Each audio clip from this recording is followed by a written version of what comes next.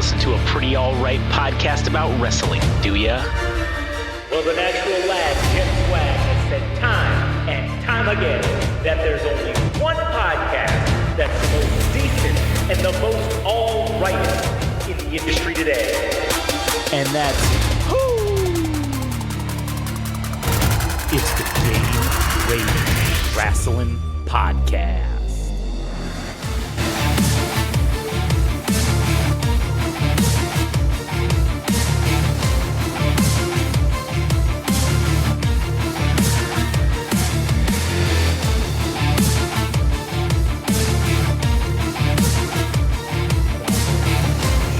Yeah, you fucking dogs. Gonna knock it off, or else we're gonna kick the show. Oh, wait, we're recording. Oh, God. Oh, you know what? No, fuck you people. They're my dogs. I own them. Technically, by the government standard, dogs are property, all right? They're not people. They're not living things. Per the government, they're property. So if I want to beat my property, then that's totally acceptable, all right? And if they act a fool, then they're gonna get fooled the fuck up. And that's the bottom line. My name's Josh.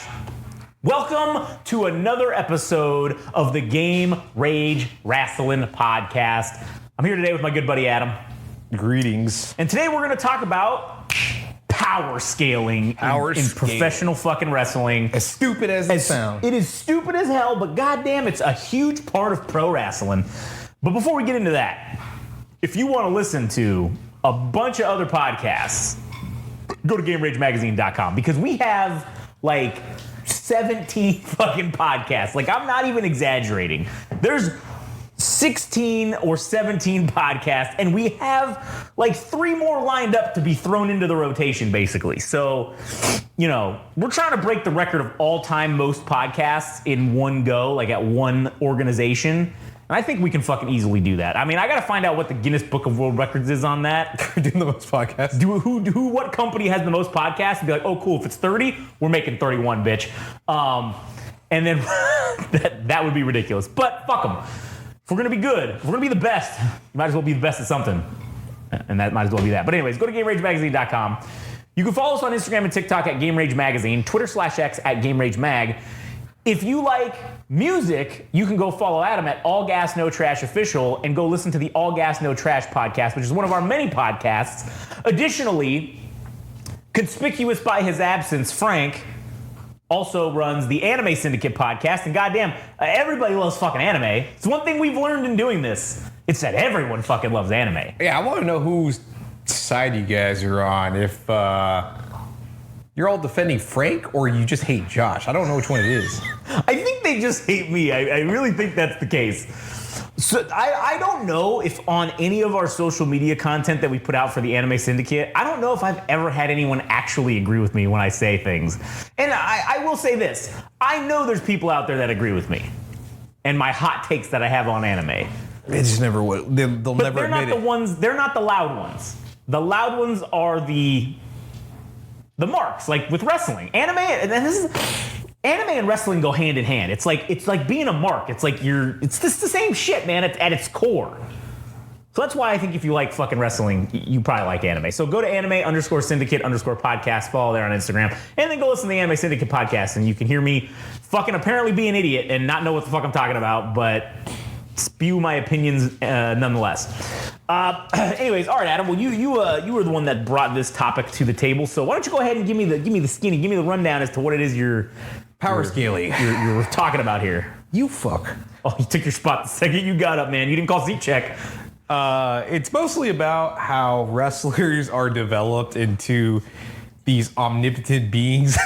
Yeah. Hulk Hogan with Andre the Giant more or less solidified his immortal status or whatever the fuck you want to call it. Yeah. Because pretty much from then on, he has these moments where he no-sells moves, like pretty much the thing that would kill you in a match. That would end it for you. He no-sells it. He no-sells it, and everybody reveres it. Everybody loves it. Yeah. And it's like, oh, fuck. Well, you can't touch that person. They're untouchable, whatever. So it's like, in that instance, there's power scaling to where you're untouchable as a phenom or in wrestling. And then there's an instance where Stone Cold basically rushed into like the end of a Raw or SmackDown and basically whooped everybody's ass. Dude, I think there's multiple instances of that with the Stone Cold and The Rock. Yeah. And like, you know. And then there's also instances where you have two guys that are basically at the top of the company. Yeah. And you put them in a handicap tag team match. So you'll have like them two versus like 6 other dudes to display like how powerful they are as individuals, to say like these are the top guys or these are the guys that are the poster boys for the company. So I don't know. I just brought it up and see where the fuck it goes. Well, I think that you're definitely right. I think power scaling is something that is necessary, because when you do have these like moments where you're talking about, oh, I can beat up 18 fucking guys right now. I can fucking take on the entire bloodline, for example, or but yet the next week I can't still be that strong, because then I would just kill one guy. Like if I can, like it's like the Royal Rumble, right? The Royal Rumble I think is a good example of that, and it's where, you know, I think Kane has like the most eliminations, or had the most. I don't know who has it now. Yeah. But at one point I know Kane had the most eliminations. And if you look at, okay, a guy who eliminates whatever, I think 15 or 16 people in the Royal Rumble matchup. Now, okay, cool, that's like a power level. Like that's pretty high. But then what's funny is to do all that and then not win. Like then there's a reverse to that as well, where you can have a giant scaled up power level, but then also lose. You know, when you do it's like the no-sell thing, like you were talking about with Hogan. Everybody generally has to do that at some point in their career. They have to do that at least, where they no-sell some shit, right? Roman's basically that now. Yeah. Post bloodline, like he is. It's the what I call the inverse Samoan law. He is the one Samoan going against the whole tribe. Yeah. And he's the most powerful because everybody's going after him, and he's able to take all of them on. But go ahead. Yeah, so I was going to say that I think that doing that takes you to a level that we can suspend our disbelief for that. We can sit here and say, okay, because like when you're in a fight and the adrenaline's going, and also one of the things that sells the no-sell time that happens is commentary. Because the commentary, I don't know about like, I mean, yes, maybe you had Gorilla Monsoon and fucking Bobby the Brain Heenan during the Hogan era, and that was great commentary. But like when you got, you know, Jim Ross and Jerry Lawler and Jim Ross is like, good God Almighty, his adrenaline is through the roof. He can't feel a goddamn thing, and he's just like somebody's just punching him or whatever. Or like Brock Lesnar's a good example of that. But like, he's legit. He's like a legitimate threat, though. Right, and that's where it also gets sketchy too, is because we believe like Brock Lesnar is almost untouchable all the time. Same thing now with Roman Reigns all the time. All the time, yeah. So then you can't have that guy every fucking week on SmackDown. You can't have that guy fighting at every pay-per-view, because then it takes away the allure. We don't believe it anymore because we see it. And then it also leaves room for error, because if you and this is why you could never pull this off with a guy like Cody Rhodes, because Cody Rhodes fucks up too much. And when you're in that, oh, here comes the propaganda. First of all, it's not propaganda if I'm not with the organization. All right. If I was with the WWE, every week it's shoehorning the Cody Rhodes. I fucking hate Cody Rhodes. Okay, the Cody Rhodes bashing. Yeah, every episode. I'm gonna change the name to the Game Rage Fuck Cody Rhodes podcast. That's what it's gonna be called, because I'm fucking tired of his shit. And I think this has gone on for far too fucking long. And I will say also, it's not believable. Going back to the Cody Rhodes thing, but that is a legitimate thing that I am saying, even though I am using it to shit on Cody Rhodes. I don't believe it when Cody Rhodes does it, because he fucks up too many moves, which Cody Rhodes doesn't really have these like he does that stupid fucking I don't know what he does, but it's stupid and I hate it. Yeah. And I don't believe it. I don't believe it. So you can't do that with him very often. You can't give him the Hulk Hogan hulking up and getting pummeled, and then doing the fucking with the finger wag, and then fucking they go to throw the punch, and then he blocks it, and then just decks him and kills him in one hit, and then fucking leg drops, and it's over. the most vanilla finisher ever, and we're supposed to believe it's being sold like death. That's how you know that Hulk Hogan was achieved a level of greatness that you really only see once in a generation. I mean, the Attitude Era was a whole nother ballgame because I think we had a couple of people achieve that. We had like 3, 4, 5 people maybe achieve that level of greatness. But for Hulk Hogan to do it with just simply essentially walking up to them and then just lifting his leg and falling down on them. That's his finishing move. And it kills you dead. Or in the case of Andre the Giant, a simple body slam murders him. Yeah, he had to be scaled down so that you could make Hulk Hogan seem like a threat to Andre the Giant, or at least make it look competitive or whatever the fuck you want to say. Yeah, and what's funny is like that body slam move. Obviously, they touted that as Andre the Giant, first time he's ever been off his feet. That's not true. There's plenty of other documented incidences where that happened specifically, where he was body slammed or whatever. But this was the first time on the literal major grandest scale of them all at WrestleMania fucking 3. And, you know, I kind of was thinking too, this should be something, we should start a series in wrestling, and I don't know what we would call it, but where we just, like you had said, we're saying go back and watch old matches, because it'd be cool to go back and watch some shit from like the 80s. And maybe even like earlier than that, maybe in like the black and white era, and just see like, okay, how has wrestling evolved from this time? Probably immensely. It's probably going to look like garbage.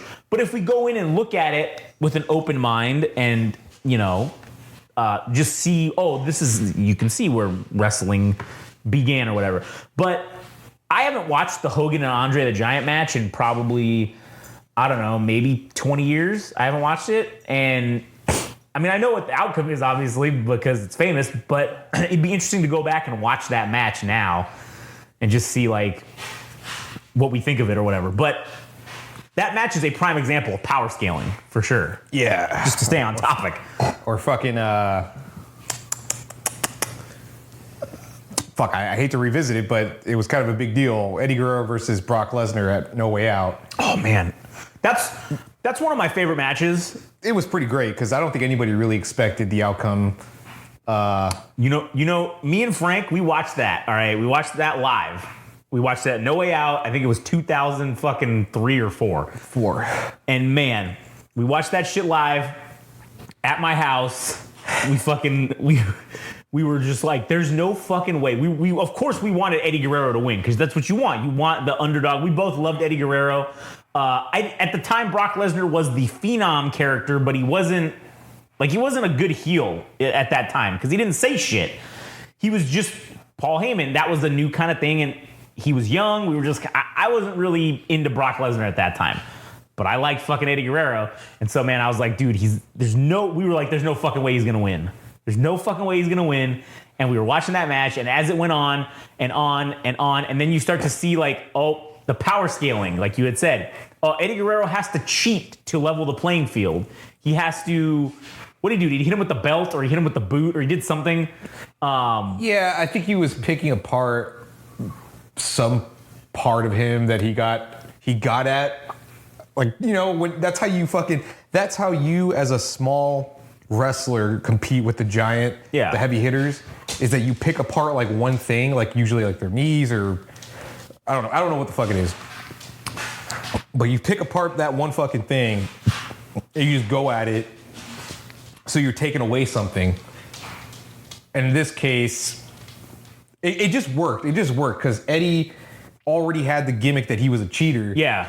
So it was already built in that like that's always going to be at play for him to get in. Right. And that's how he leveled the playing field so he can, like as you were saying, for him to stay competitive with Brock Lesnar, because who the fuck knows if he would have actually had a real chance if it was just a square match. Yeah, who knows? That'd be another fucking great match to go back and watch too, because like that match was just a good match. Yeah. And fuck, man. And this is the like now with power scaling with some of these guys, I don't think we have a lot of guys that are the major bodybuilder physiques anymore. That's kind of going away. If you look at a lot of the top guys within, I mean, if you look at AEW, right? Most of those guys are just kind of like, I don't want to say soft, pudgy looking dudes, but like they kind of are. They have the roided freaks. Yeah, you have a couple of them, but like Powerhouse Hobbs. Yeah, Powerhouse Hobbs. That Brian Cage guy is a fucking straight up steroid savage. And the WWE has it too. I mean, there are guys that are like, oh yeah, that dude's fucking on steroids. And I'm sure most of them are taking shit, but it's not excessive like it was, I feel like, back in the early 2000s or even the 90s or whatever, where it was like, oh man, everybody's on the gas and everybody's doing it to this crazy level. And so now with the power scale, like Cody Rhodes, right? Cody Rhodes has not taken a steroid a day in his fucking life. You look at that dude and he is never fucking taken steroids. I can tell you that 100%. I think he does look more like a main eventer than when he was dashing Cody Rhodes, though. Oh yeah, I will give him that. And I think that's developed over time. He has a better look.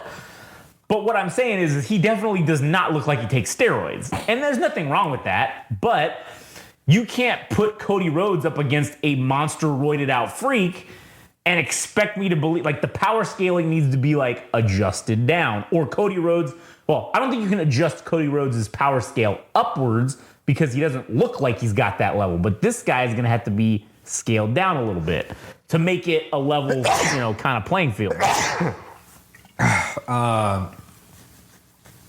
got more, Dad?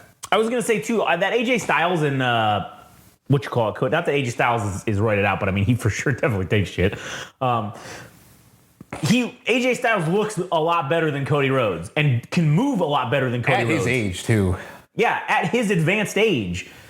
And that power level was scaled down. His power level was scaled way down during that match. And that was one where it didn't work. Like, I don't think that power scaling worked. I think that, I don't know. I don't know what the answer is to correct that or make it look believable, but it didn't work. And there's plenty of examples where that doesn't work. There's plenty of times where also I don't necessarily think you maybe need to have a power scale. Oh, good. Oh, no. Yeah. No, go ahead. Go ahead. I was just going to say, in like tag team wrestling, power scale is kind of like, most of the time. It doesn't really matter because it's two different guys. They're changing out. They're fighting. Power scale is just kind of whatever. It's more about teamwork and that kind of thing. It's not necessarily that level. I think like the cruiserweight, any kind of cruiserweight division, power scale is like, it's like speed scale, I guess. I don't know. Maybe it's just technique or whatever. What is it? Is power levels over 9,000 like from Dragon Ball Z? Like maybe that's what like the power, it's not physical actual strength, but it's just like, oh, what level, like your level or whatever. It's like it's like matchmaking in fucking Call of Duty when they do that shit where they match you up. If you suck, they match you up with the people that suck so you don't fucking get blown out every time. Yeah. It's kind of like that, but it's obviously it's predetermined in fiction. So like, okay, if you've got a guy that's been on a losing streak and he's set to win against this guy who's been on a winning streak, oh, how you gonna sell that? How you gonna maintain that story to us if the power levels don't fucking match? So, I mean, I think that AEW was kind of onto something with the ranking system that they had. It was kind of like a UFC, ranking system, because that's kind of like your power level right there, almost where you're at in the ranks. And I don't know if it needs to be in pro wrestling based on wins and losses. I don't know, and that was the one thing that I was very hesitant about when they first brought that out, because I was like, we all know it's bullshit. Like we don't care about the number. We've never cared. There has never been, with the exception of Bill Goldberg in WCW, there's really never been a time that anyone cared about what the win-loss record was. And The Undertaker. Well, right. Unless you're undefeated in something. That's the only time anybody gives a shit. But otherwise, no one cares. And I do think that was a flawed system, and still is a flawed system, because when you got a guy who's coming in that's new, and he's like a jobber, well, he's going to lose more often than not. What the fuck is he eating? Hey, Duke, what are you doing? What are you eating there? What do you got? Anyways, the jobbers are going to be 0 and fucking 18 or 20 depending on how often they wrestle. Mm-hmm. And oh my god, I don't even know what the fuck this is. Duke, you're an idiot. Anyways, the bottom line though is ranking systems are good, but they need to be they need to be thought out. And I'm not saying I have the answer either to what a better power ranking would be in terms of, because win-losses is like irrelevant, at least because we all know it's bullshit. We all know it's fake. Like we all know it's scripted. So like, what? I can't suspend my disbelief to think that wins and losses fucking matter. But I don't know what the solution is to that. But anyway, sorry, go ahead. Fuck, there was one other thing I wanted to get to before the thing I wanted to talk about, but I can't remember what the fuck it was. Well, fuck it, might as well go to the other thing. But power scaling and stables. Because I think that's interesting because I'll just use the Judgment Day as a current example, right? I think stables are good because it pools potential nobodies with one anchor person so that they all develop and become main event stars, or they become elite solo competitors or singles competitors eventually. With the Judgment Day, you could tell like who's being protected and who's being exposed for like power scaling, because we know if you strip away everybody, we know that Rhea Ripley can stand on her own 2 feet and be like the head of the women's division. Yeah. I guess to a certain extent, I don't particularly like him as far as like him being champion or anything, but as far as like being in the main event picture as a heel, or well, apparently he's now face, Damian Priest, he's like the sizable figure, like he's like a power wrestler, right? And we know he could stand on his own 2 feet. Yeah, right. So you strip away the stable, you know they can make it on their own.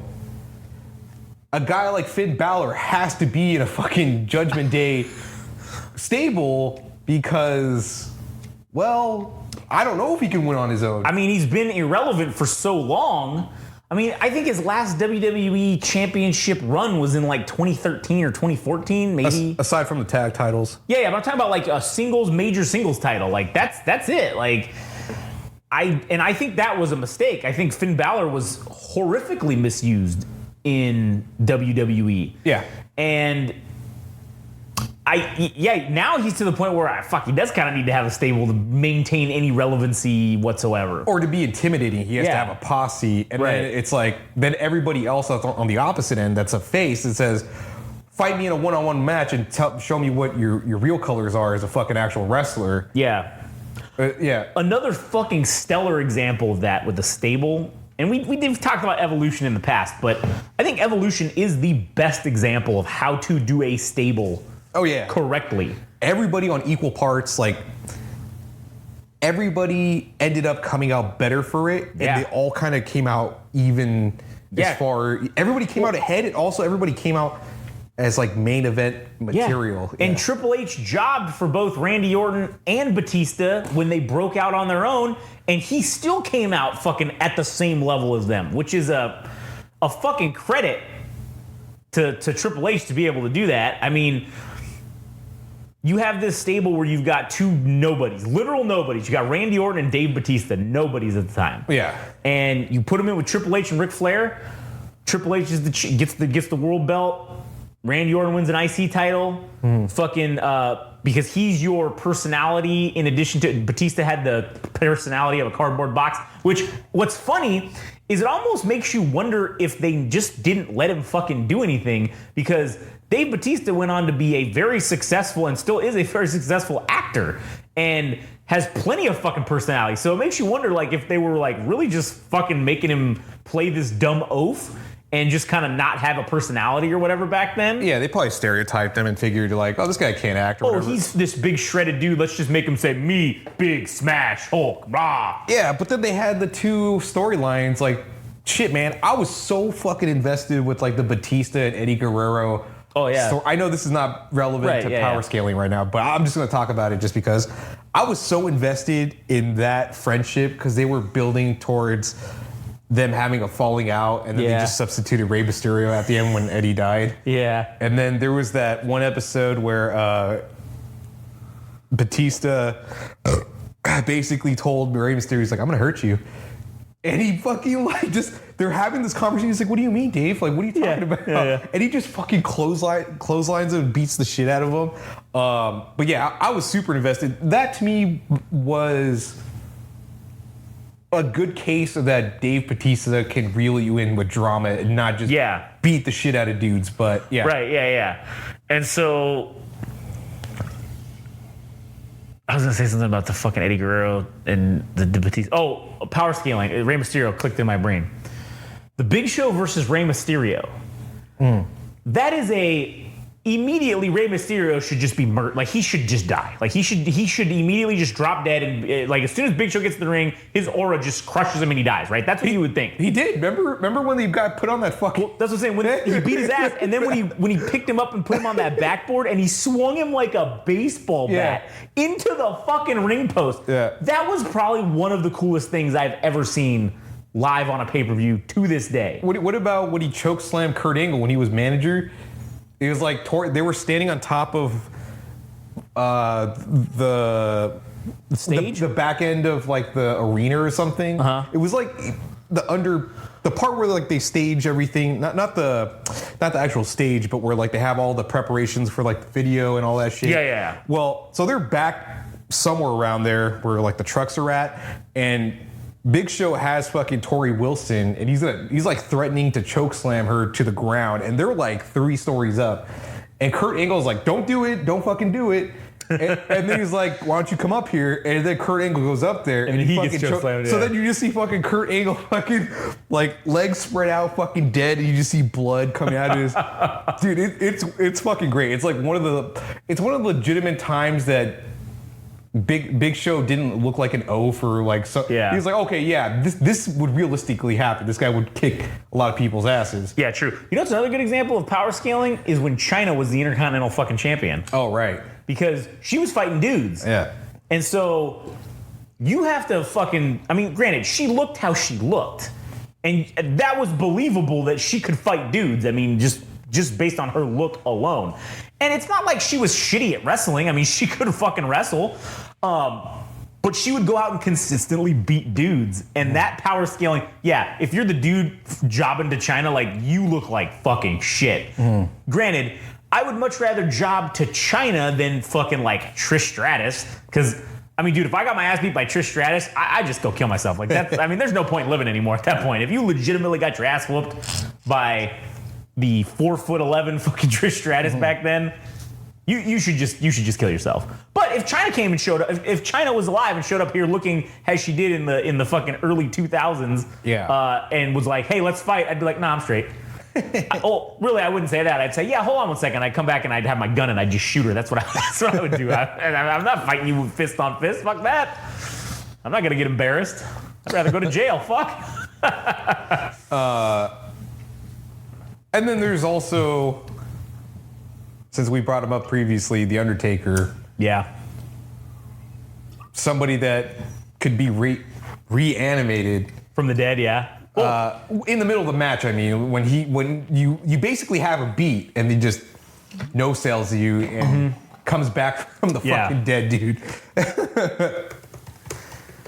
Not to mention all the times you know when. What was it, before WrestleMania 20, I think he got buried alive and he was gone for like 4 months or something. Or so I wanted to look that up because I wanted to see how many times the Undertaker has been buried alive and how many times he's come back from being, because they do kill you. Like, you die, you are literally buried alive and you're supposed to be dead. That's how that works, right? And so there have been, there's only been 5. There's only been 5 fucking buried alive matches. And guess who's been in every single one of them? The Undertaker's been in every single fucking one. Undertaker's been defeated 3 of those 5 times. By Kane. He got beat by Stone Cold in December of '98. Was Mankind one of them? The Undertaker, no, let's see. He fought Mankind in the first one, but he won. He buried Mankind alive. Okay, I couldn't remember that outcome. And then the one that happened later, it was Vince McMahon with Kane. No, wait a minute. Maybe it was. I think it was the Stone Cold versus Undertaker one. Mankind came out and helped. Oh, okay, yeah. Which is kind of what ended up leading to, if I remember correctly, it ended up leading to, or it was right after the whole Stone Cold, like when Stone Cold and Mankind or Dude Love were the fucking tag team champions or whatever. And then I think that happened like right after that, because that was 98, so this is 99. And then Vince McMahon with Kane defeated The Undertaker at Survivor Series 2003, which is one of the best Survivor Series that has ever fucking it's up there. Mm-hmm. And then you had Kane defeating The Undertaker in 2010. They had the last Buried Alive match, and I don't know if they'll ever do another one. I was just thinking about that. There hasn't been a gimmick match like that in a while. It's been 14 years. It's been 2010. Yeah. So we haven't seen it. And previously, it's 96. Then we had one 2 years later in 98. Then we had one the next year in 99. And then it took 4 years and we had one in 03. And then it took another 6 years or 7 years and we got one in 2010. So it's been 14 fucking years. It's the longest period that there hasn't been a Buried Alive match. And now that The Undertaker is for sure done, I mean, he's talking about coming back for one more fucking run. Oh, God. That's like the third time he's come back. Yeah. I don't know how accurate that is, but he's been, I think I got one left in me, fellas. I think if it's me and I'm a baller, if I'm The Undertaker and I have some sort of like terminal illness or like I know I'm gonna die, I just say, you guys, let's do the final Buried Alive match. Let's actually kill me. like you actually bury me alive and I die. I thought you were gonna go the money route and be like, let's take it to Saudi Arabia. Dude, do it in Saudi Arabia. For the big payday. The big payday, yeah. But yeah, no, that's a very that's the highest power scaling I think you can do is bringing someone back from the dead. Yeah, and The Undertaker's done it 3 times. He's literally been brought back from being buried alive 3 times. So, fucking interesting. Yep, power scaling in wrestling. You got any more to add? I don't know if I want to go over it now, but what was it? It was like the Nation of Domination. Oh, that's a good one. And then also Brock Lesnar beating Undertaker, what that did for him. Oh, yeah. Because you have the guy basically who undefeated at WrestleMania, which is as big as it gets. That is as big as it gets. And you have that person adding the 1 to the 1 in 21 and 1, or is it 20 and 1? It's 20, 21 and 1. 21 and 1, yeah. He made him look human in that match. And I mean, for us, I think we ended up seeing that WrestleMania together, didn't we? Yeah, we did actually. That was when I think that was at my old apartment. And because it was me, you, I think Tycoon was there, Frank was there. Yeah. I don't remember who else was fucking there. I don't know who else was there. But yeah, I remember we watched that at the old apartment and we were all just like, what the fuck? That guy who was in the fucking open for a long time with the shock face. That was me, dude. That was all of us. I was like, I couldn't fucking believe it. Yeah. Well, for me personally, it's like, shit, man. We've known the Undertaker to summon his undead powers to finish out a match, and we usually expect him to win. Yeah. And it didn't fucking happen that night. And he also looked, that was like the first indication where I thought, I don't know if he could do this another 3 years. And then it got progressively worse. Yeah, I was like, ooh, this maybe it is time to hang it up. Motherfucker got scaled down. Yeah, but I will say this. I still disagree with that. I think they should have just let him have it. I think they should have just let him fucking have it. Just let him have the fucking streak. Why? Because now it doesn't exist anymore. Oh, what? Yeah, sure, you can go 21 and 0 or 21 and 0. But I mean, that's never going to be caught. But like, he's 21 and 1 now, or 23 and 1, or whatever the fuck. 21 and 3. I don't know. Well, it's like just let him have the undefeated streak. And then maybe if in 20 years after the Undertaker's dead, you got some new gimmick that you want to maybe fucking start that with. maybe you can fucking do it. I don't know. Or maybe you never fucking do it. Who knows? Yeah, I definitely think it should have been untouched. I didn't really think there was anybody that could take it away from him either. I didn't even think it was going to be Brock Lesnar. Neither did I. I mean, I will say the one person who was believable would be Brock Lesnar. Would be him, but I thought maybe, if anybody, it was going to be Randy Orton because he was the Legend Killer at one point. But then that never fucking happened. Nope, died, dead. So, anyways. Oh, I just wanted to quickly mention, for whatever reason, I ended up looking sumo wrestling up. Oh, okay. And so you found out a bunch of terms again? Yes. Well, this may not be known to you, or maybe it's known to us. So I ended up just looking up sumo wrestling for whatever reason, and I was just looking up some terms and shit.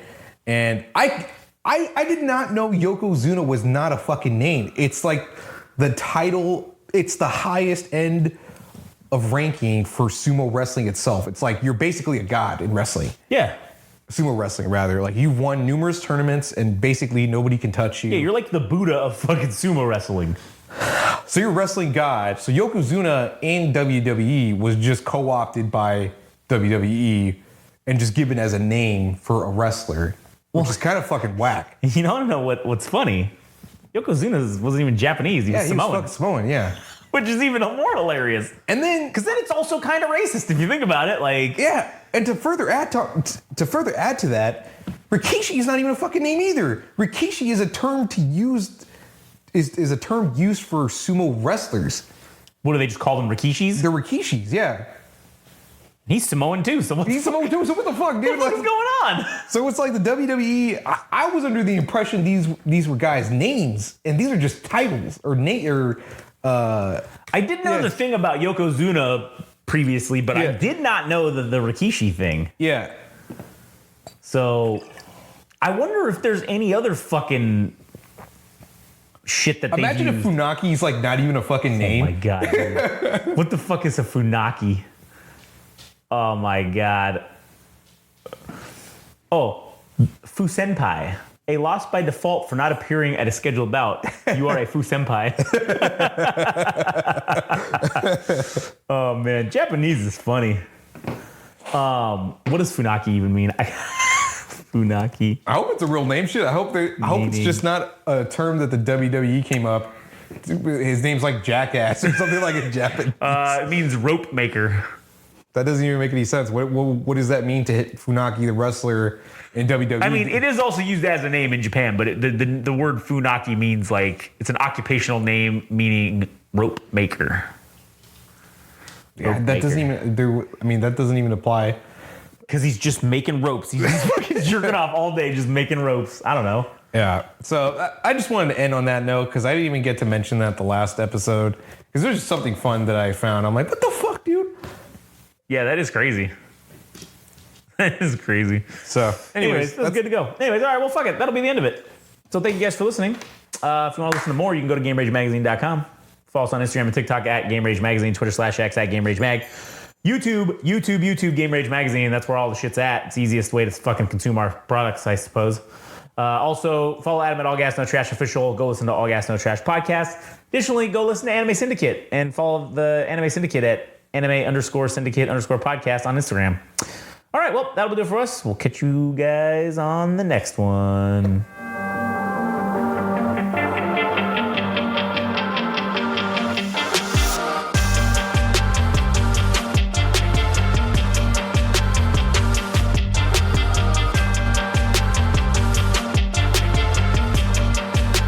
That was another wonderful, amazing, powerful episode of the Game Rage Wrestling Podcast. And take it from me, ladies and gentlemen, the natural lad, Jet Swag. If there's one podcast, one show you should be listening to, that you should be absolutely grateful for, it's the Game Rage Wrestling Podcast. And one of the things you can do to show your appreciation for all the hard work and dedication that these boys put out day in, day out, just for you people, it's that you can go and you can subscribe and you can like and follow them on the Instagram and the TikTok at Game Rage Magazine. You can also follow them and like them and subscribe to them on the old Twitter, which I don't know what it's called now, but who cares? It's at Game Rage Mag there. Additionally, if you feel the need to really show your appreciation, which you should, then go to their website at www.GameRageMagazine.com and show us some love. Show them some love. And show some love for the natural lad, Jet Swag.